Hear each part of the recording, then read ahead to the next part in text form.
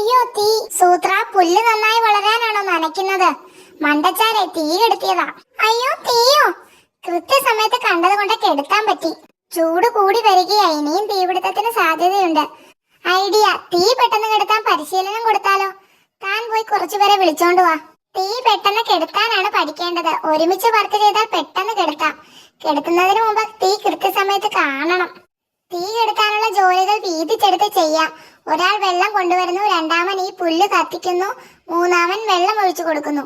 അപ്പൊ കൃത്യസമയത്ത് കാണുന്ന ജോലി ആര് ചെയ്യും? വെള്ളം കൊണ്ടുവരുന്നവൻ നടന്നാൽ പോരാ, ഓടി വരണം. രണ്ടാമൻ ഈ പുല്ല് കത്തിക്ക, മൂന്നാമൻ വെള്ളം വാങ്ങി ഒഴിക്ക. സ്പീഡ് വേണം.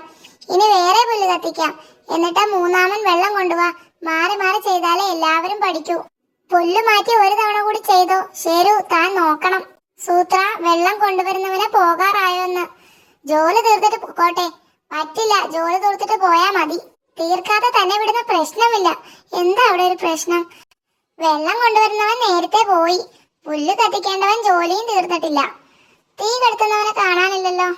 അവനും പുല്ലിൽ വെള്ളമൊഴിച്ച് നേരത്തെ പണി തീർത്ത സ്ഥലം വിട്ടു. ഈ പുല്ലെന്താ കത്താത്തത്?